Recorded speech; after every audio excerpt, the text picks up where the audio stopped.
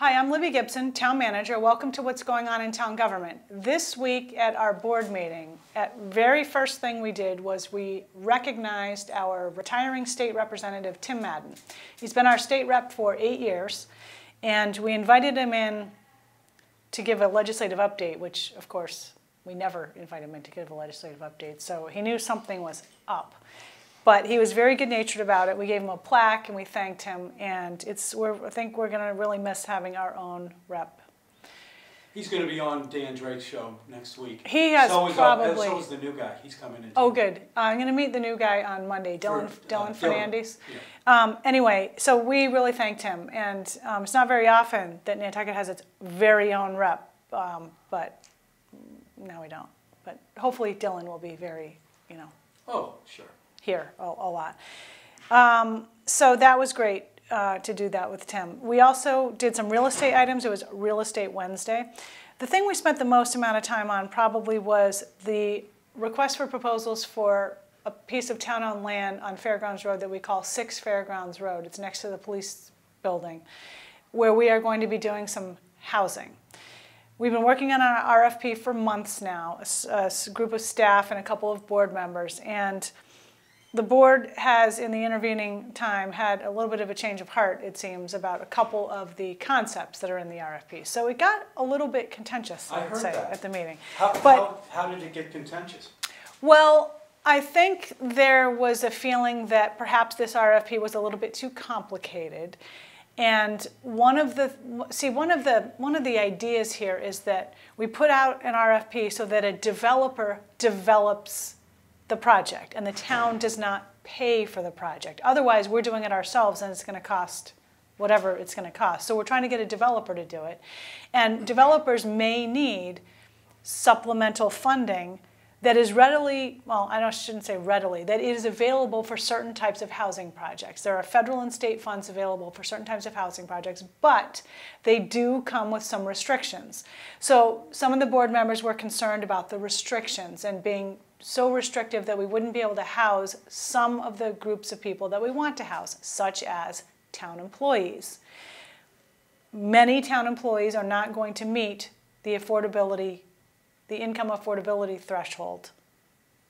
And so they were concerned about the percentage of those types of units in this housing development. And so there was a lot of discussion about that. In the end, the board agreed to some different sort of concepts. Of course, I did not bring them with me, but concepts about the housing. Try to make about the RFP. Make it less complex. Make it so that it's 64 units. 25 of them would be affordable under what's called 80% AMI, average median income, I think is what that means. And the rest would be market rate.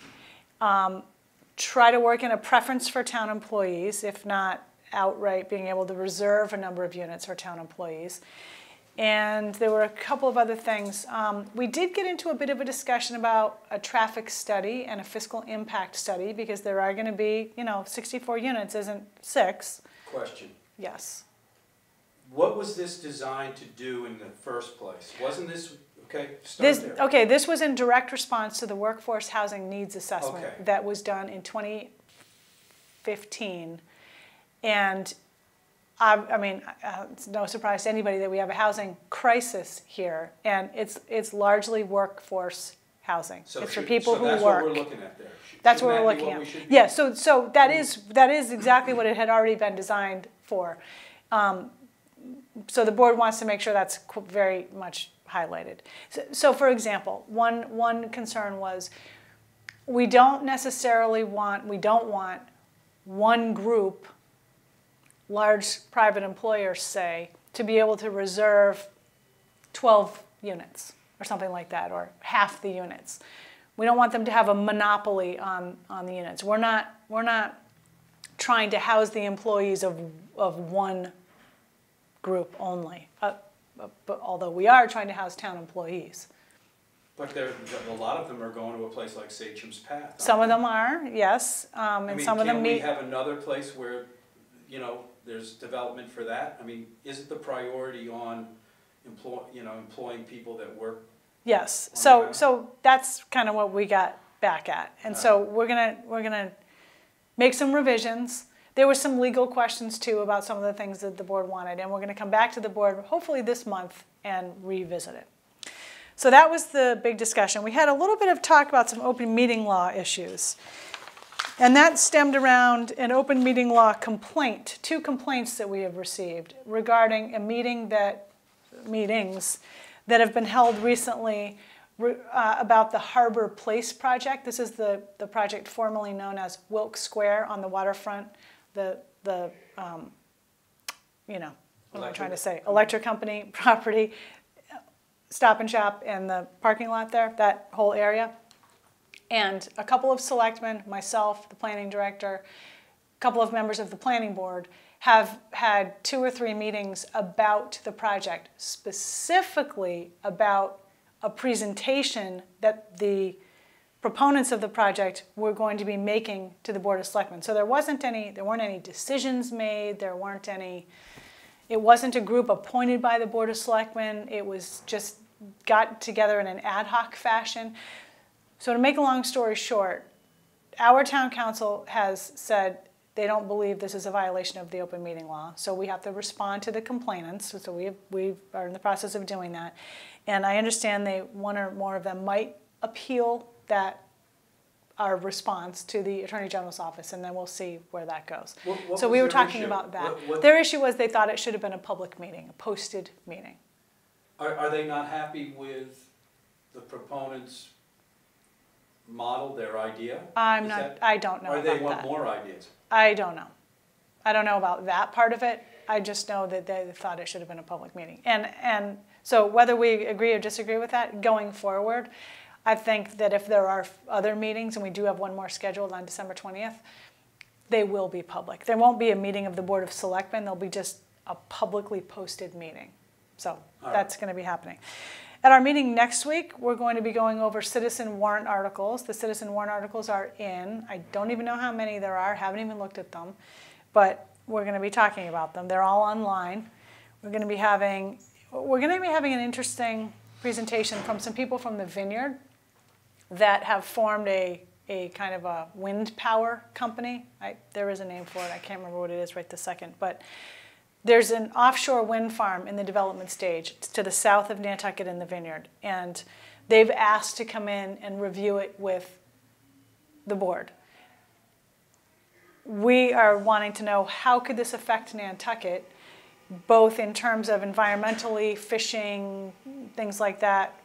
Probably won't really affect that kind of thing. But also, could we benefit from it? Could there be a cable from a connection from this wind farm to us?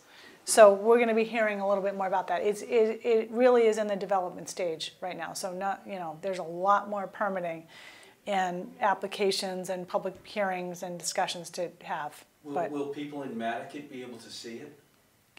That's a good question, Gino. I think they'll probably be able to see it from a distance. Like it's not going to be right at you. It's going to be far off. You might see it in the distance. You might. That's a good question. I'll have to find out the answer to that.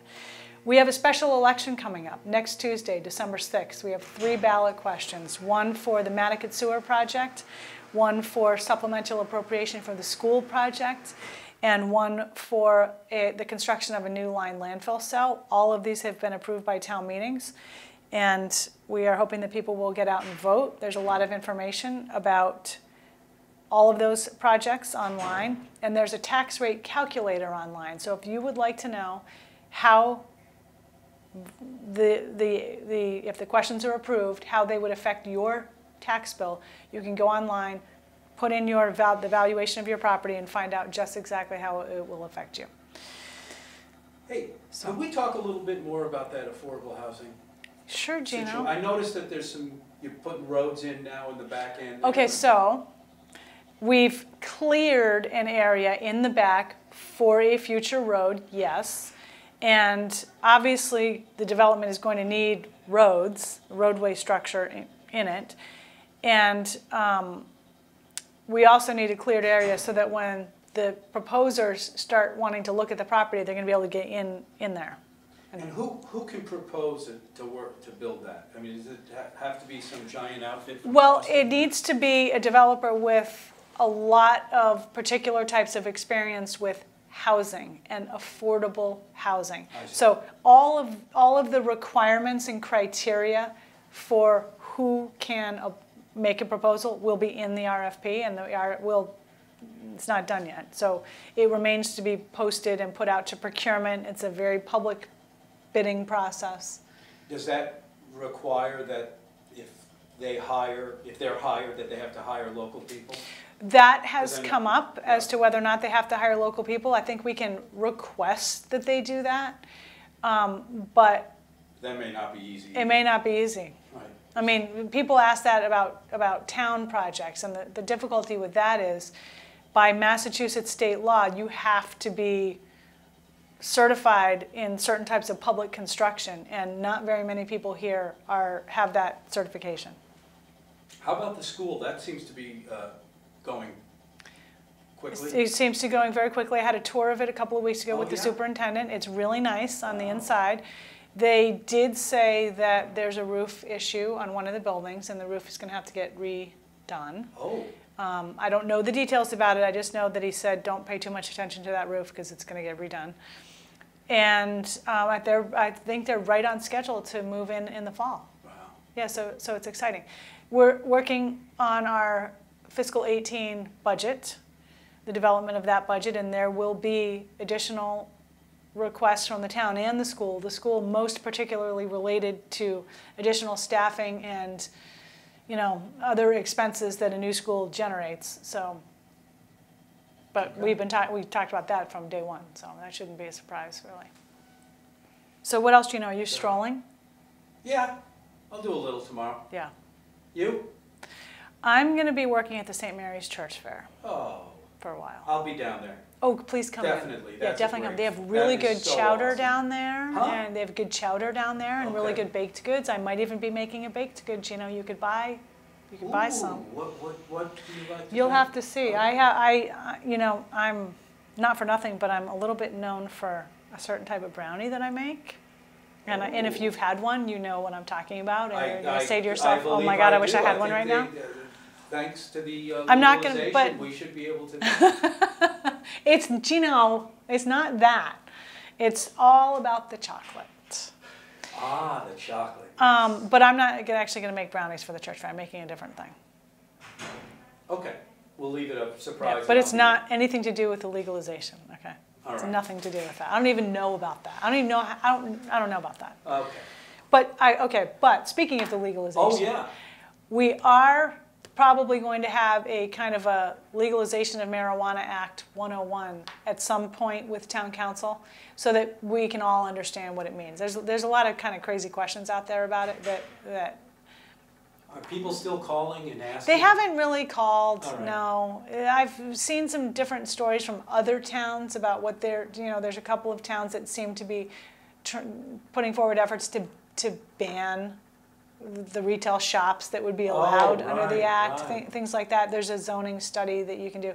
So we should be talking about the zoning anyway of this. So planning is going to be doing that, and we'll be talking to them about it. But I see. That'll be interesting. yes, it will. You just can't wait, can you? I'm putting my name right in. Gino's Pot Shop. You're going to be a grower. Huh? You're going to be a grower, seller, retail. I don't even partake. Really? But it's a good business, though. Apparently. Well, you know what? Maybe we'll get some really good tax revenue out of it. Certainly will. Yeah. Okay, I guess that's it. Thank you very much. See you next time.